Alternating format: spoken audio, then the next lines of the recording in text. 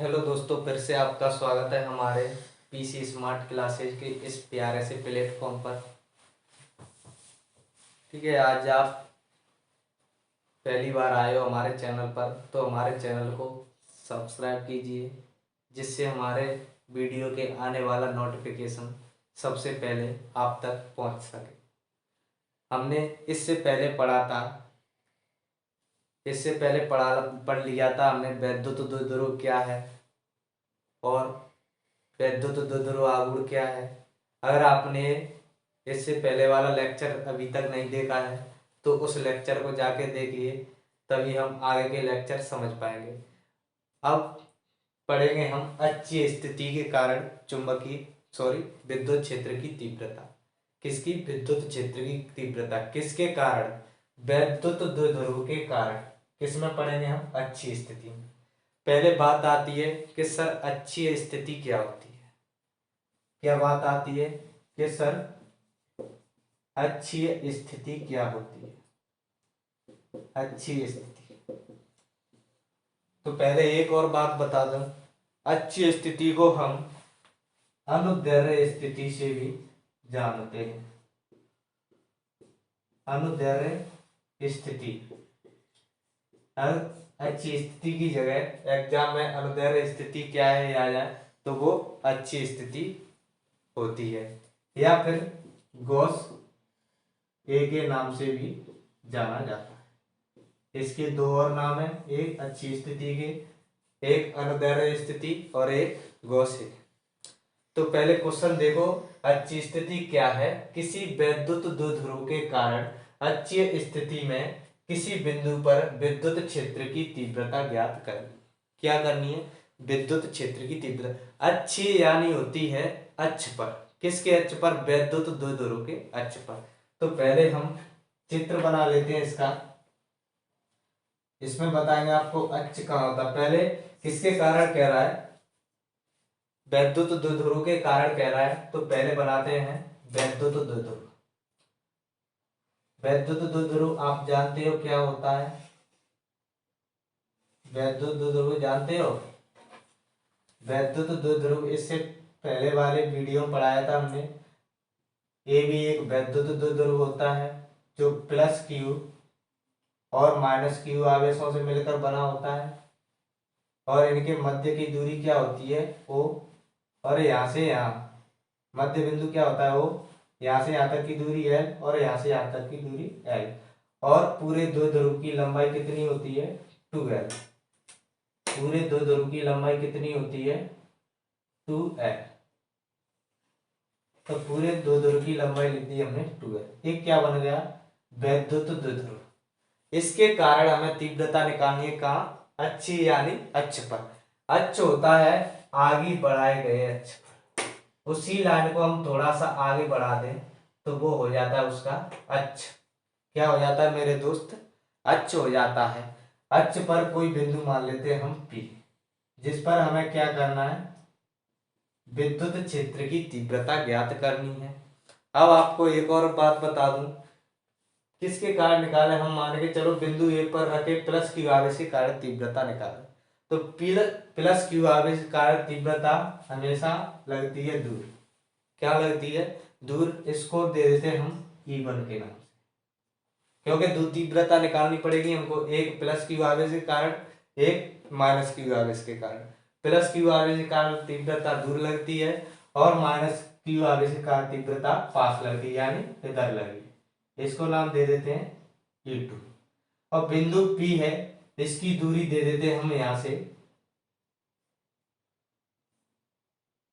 क्या दे देते हैं? R। बिंदु P की दूरी क्या है? R।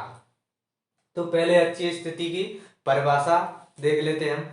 तो अक्षीय स्थिति परिभाषा होती है, जब कोई बिंदु जिस पर हमें विद्युत क्षेत्र की तीव्रता ज्ञात करनी हो, तो जब कोई बिंदु जिस पर हमें विद्युत क्षेत्र की तीव्रता ज्ञात करनी हो तो उस बिंदु को विद्युत द्विध्रुव के सापेक्ष बढ़ाए गए अक्ष पर रखा जाता है। जब कोई बिंदु जिस पर हमें विद्युत क्षेत्र की तीव्रता ज्ञात करनी है तो वह बिंदु वैद्युत द्विध्रुव के बढ़ाए गए अक्ष पर स्थित होता है। यहाँ तक क्या होगा, वैद्युत द्विध्रुव ये हमने अक्ष बढ़ा दिया है। दोबारा समझो, जब कोई बिंदु जिस पर हमें विद्युत क्षेत्र की तीव्रता ज्ञात करनी है वह बिंदु वैद्युत द्विध्रुव के बढ़ाए गए अक्ष पर स्थित होता है तो उस बिंदु को किसमें कहा जाता है, तो उस बिंदु को वैद्युत द्विध्रुव के सापेक्ष अक्षीय स्थिति में कहा जाता है। अब यह चित्र बना लिया, चित्र बना के हम हेडिंग करेंगे व्यंजक। क्या ज्ञात करना है हमको, व्यंजक पढ़ना है। व्यंजक क्या होता है, तो हमने देख लिया हमने कि वैद्युत द्विध्रुव हो गया जिसकी दूरी 12 हो गई, ये भी वैद्युत द्विध्रुव हो गया, इस 4 दूरी पर एक बिंदु P है जिस पर क्या करना है, हमें विद्युत क्षेत्र की तीव्रता ज्ञात करनी है। अब यहीं से हम चित्र में से परिभाषा बनाएंगे इसकी। माना ए भी एक वैद्युत द्विध्रुव है जो +q और -q आवेशों से मिलकर बना है। इनके बीच की दूरी 12 है। इसके मध्य बिंदु O से, देखो मध्य बिंदु O से r दूरी पर क्या माना है हमने, एक बिंदु P जिस पर हमें क्या करना है, विद्युत क्षेत्र की तीव्रता ज्ञात करनी है। जिस पर हमें क्या करना है, अक्षीय स्थिति में एक बिंदु P है जिस पर हमें विद्युत क्षेत्र की तीव्रता ज्ञात करनी है। द्वारा समझें, माना ए भी एक वैद्युत द्विध्रुव है जो +q और -q आवेशों से मिलकर बना है। इनके बीच की दूरी 12 है। इसके मध्य बिंदु O से r दूरी पर एक बिंदु P है, क्या P है अक्षीय स्थिति में, जिस पर हमें क्या करना है, विद्युत क्षेत्र की तीव्रता ज्ञात करनी है। तब पहले हम +q आवेश के कारण निकाल लेंगे तीव्रता, फिर -q आवेश के कारण निकाल लेंगे, फिर दोनों तीव्रताओं को परिणामी तीव्रता निकालने के लिए क्या कर देंगे, दोनों को जोड़ देंगे। तब +q आवेश के कारण बिंदु P पर विद्युत क्षेत्र की तीव्रता, तब +q आवेश के कारण बिंदु P पर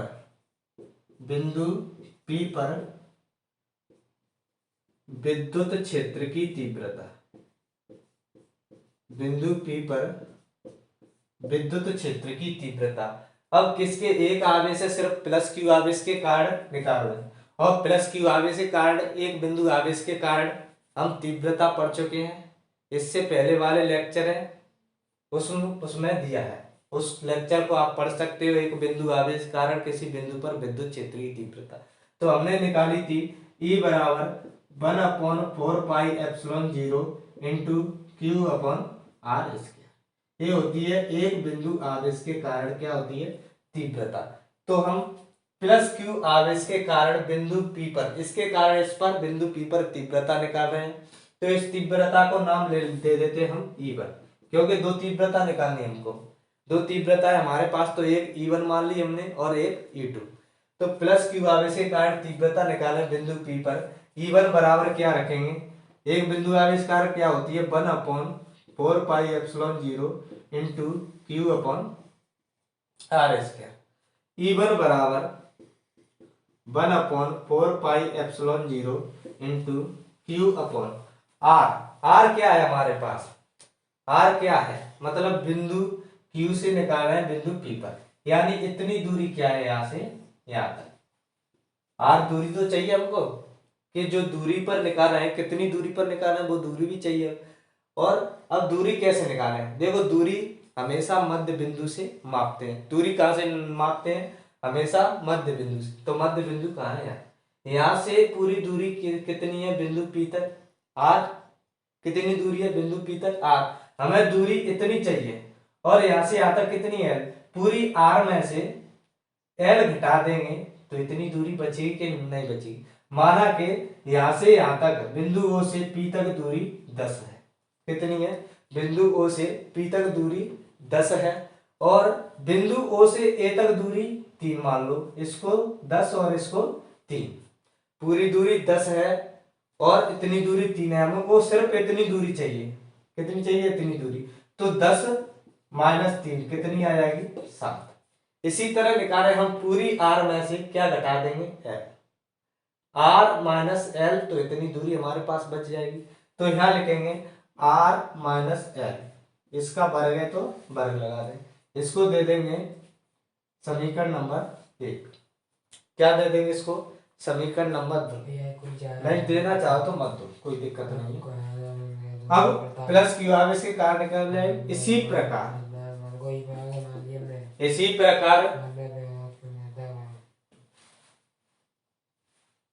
प्रकार क्या करेंगे हम? माइनस क्यू आवेश के कारण निकालेंगे। माइनस क्यू आवेश के कारण बिंदु P पर विद्युत क्षेत्र की तीव्रता E2 बराबर 1/4πε0 into q upon are square.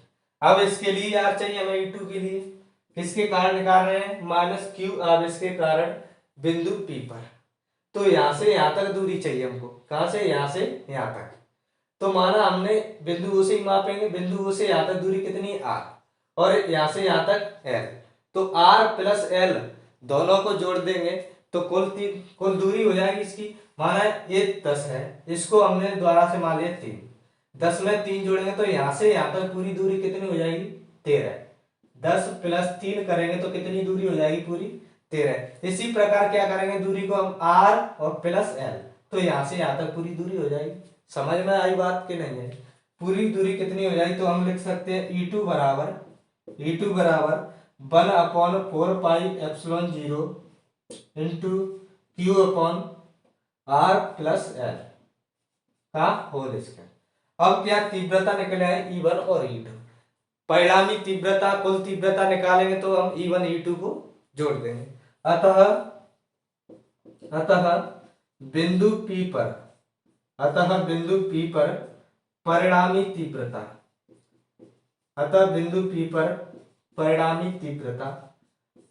तीव्रता निकालेंगे तो दोनों को जोड़ देंगे E1 प्लस E2। अब यहां देखो, एक तीव्रता इधर लग रही है बाएं साइड, एक तीव्रता इधर, यानी दोनों तीव्रताओं की दिशाएं कैसी हैं? विपरीत। कैसी दिशा है? विपरीत। तो यहां जोड़ेंगे ना के जोड़ेंगे, इसको क्या करेंगे? माइनस। क्यों करेंगे? क्योंकि जो तीव्रता है E1 और E2 एक ही रेखा पर विपरीत दिशा में कार्य कर रहे हैं। एक ही रेखा में विपरीत दिशा में E1 तीव्रता इधर लग रही है और E2 इधर लग रही है। कैसी दिशा है? विपरीत। इसके लिए क्या लगा दिया हमने? माइनस। अब आप बोलो सर E2 भी तो पहले लिख सकते थे, E2 माइनस E1। नहीं लिख सकते, क्योंकि जो प्लस क्यू आवेश के कारण तीव्रता E1 पर कर रहे हैं, तो सबसे अधिक E1 के क्या है? Plus Q. तो प्लस क्यू आवेश के कारण तीव्रता अधिक होगी। किसके कारण? प्लस क्यू आवेश के कारण तीव्रता अधिक होगी। अब माइनस क्यू आवेश के कारण देखें बिंदु P को, तो सबसे नजदीक होता है उस पर तीव्रता अधिक होती है, और सबसे दूर होता है उस पर तीव्रता कम होती है। तो प्लस क्यू आवेश के कारण निकाली बिंदु P पर E1 तीव्रता, तो E1 तीव्रता अधिक होगी। इसलिए E1 में से क्या घटाया हमने? E1 minus E2।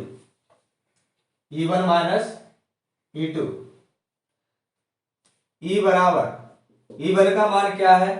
1/4πε0 into Q1 बटे R माइनस L का होल स्क्वायर। माइनस लगाए तो माइनस, E2 का मान 1/4πε0 इंटू Q बटे R माइनस L का होल स्क्वायर।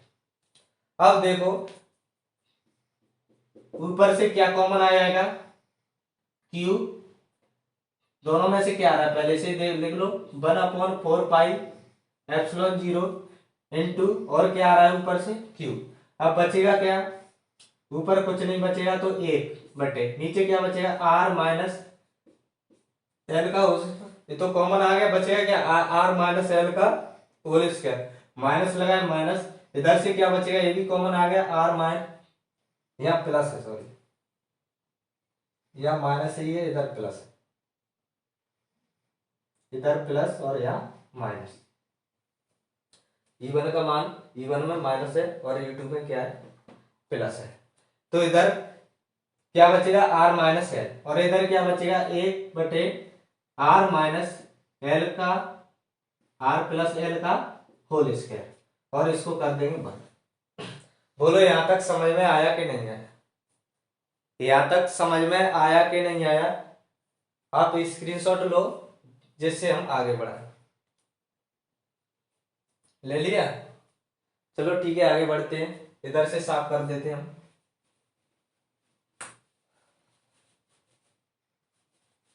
टेंशन मत लो, बिल्कुल एक एक स्टेप समझाएंगे। आपको समझ में ना आए तो कहना।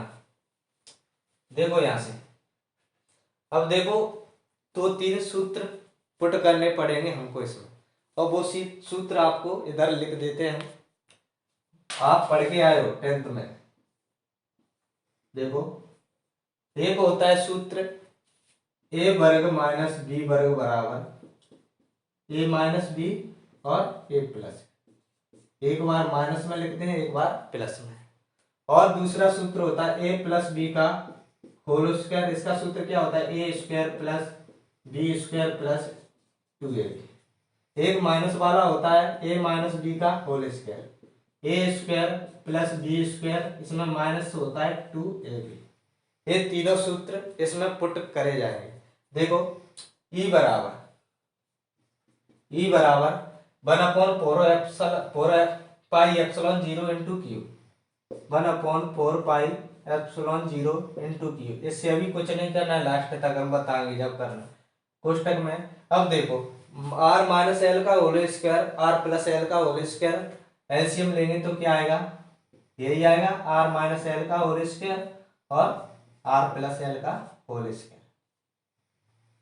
अब देखो, आर माइनस एल स्क्वायर का भाग देंगे तो ए कट जाएगा और ए बचेगा। इसका ऊपर गुणा करेंगे या फिर कैंची गुणा कर सकते हो आप। एक से इसका गुणा करेंगे तो आर प्लस एल का होल स्क्वायर, बीच में माइनस लगाए माइनस, इधर गुणा करेंगे क्रॉस तो आर माइनस एल का होल स्क्वायर, और कोष्टक कर देंगे बंद।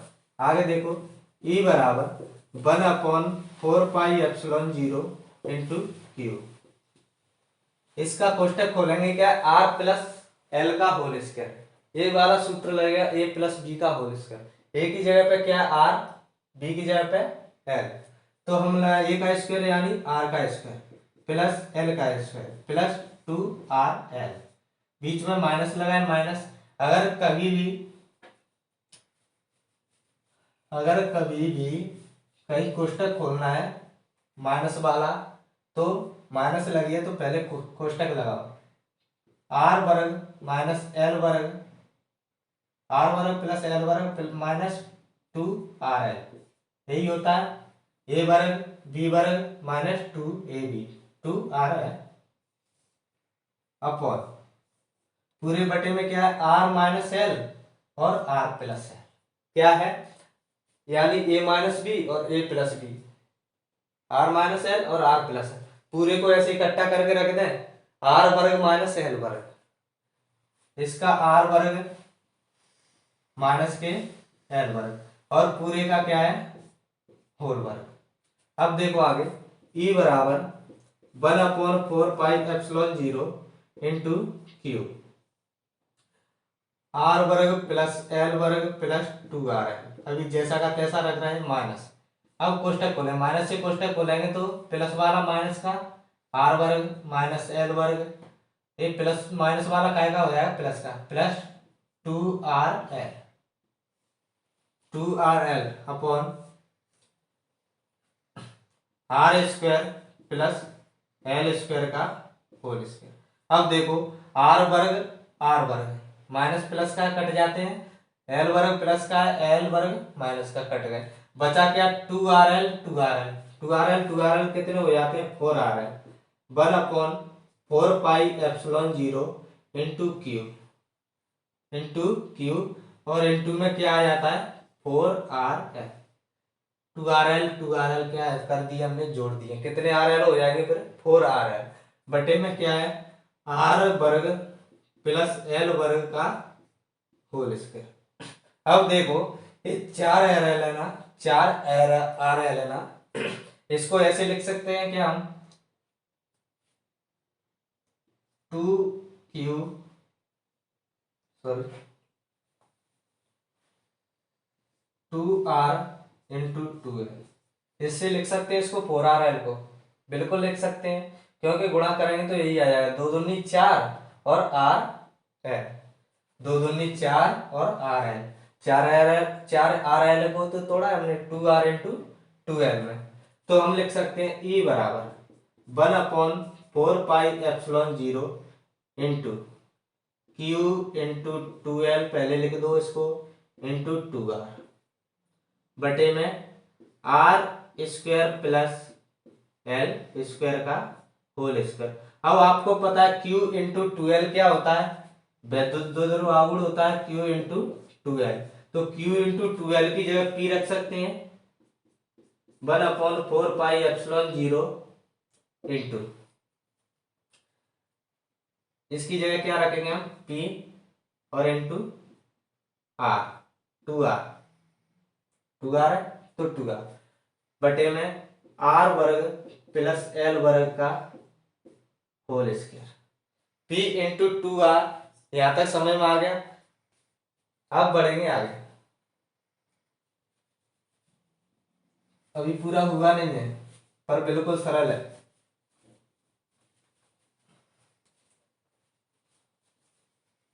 तीव्रता तो आ गई हमारे पास, परिणामी तीव्रता आ गई, लेकिन अब आपसे कभी कभी पूछ लेता है कि वैद्युत द्विध्रुव छोटा है, तब तो हम लिख सकते हैं यदि वैद्युत द्विध्रुव छोटा है अर्थात L छोटा है R से, उसमें हम देखें चित्र में तो L R से बहुत छोटा है R की तुलना में। जब छोटा है तो L का मान 0 रख देते हैं या L को छोड़ देते हैं, उपेक्षा कर देते हैं उसकी, यहाँ से L की उपेक्षा कर देंगे तो बचेगा क्या, E बराबर 1/4πε0 इंटू